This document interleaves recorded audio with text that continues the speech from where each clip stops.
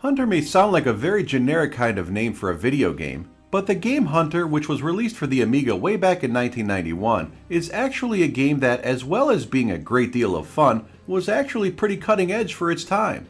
It may be hard to imagine now, but back in 1991, people just drooled over screenshots of Hunter in various magazines. This game was put out by the guys at Activision and really was pretty cutting edge. Yes, that is right, the same Activision who put out the same Call of Duty game each year.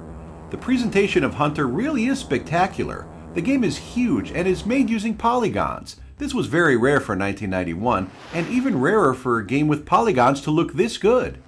Hunter has a very impressive looking world that is full of different kinds of terrains and buildings, many of which can be entered. The game is a sandbox game, and as crazy as it may sound, the closest comparison to a modern game we have is Grand Theft Auto. One really cool thing that seems to hardly ever get mentioned about this game is its 24-hour clock. The game clock follows a real cycle, so depending on the time of day you play it, you will either be playing during the day or night in the actual game.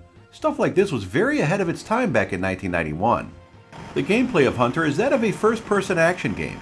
You may think that a game from 1991 would be pretty limited, but Hunter is not just easy on the eyes. It is really fun to play as well.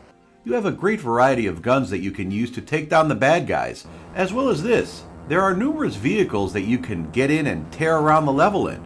Each of the vehicles handles slightly different, and most players will have a preference for some vehicles over others.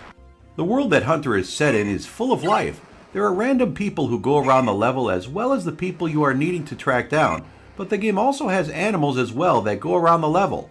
Hunter is a game that is just full to the brim of life, and it really is quite staggering at the amount of stuff they were able to put in this game. Another thing that has to be mentioned is the incredible AI in the game. The enemy AI is very aggressive, and they will not just stand there waiting for you to find them. In many cases, they will jump in a vehicle and come after you.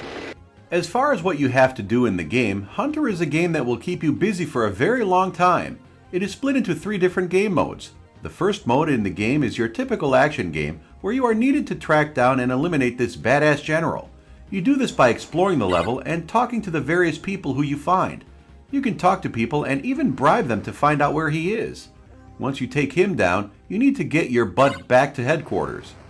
Missions mode is really fun, where you are given a specific mission that you need to complete in a set amount of time. When you complete the missions, you need to go back to headquarters and get a new one. The twist here is that they get harder and harder, and the time gets shorter as well. The last mode to talk about is action mode.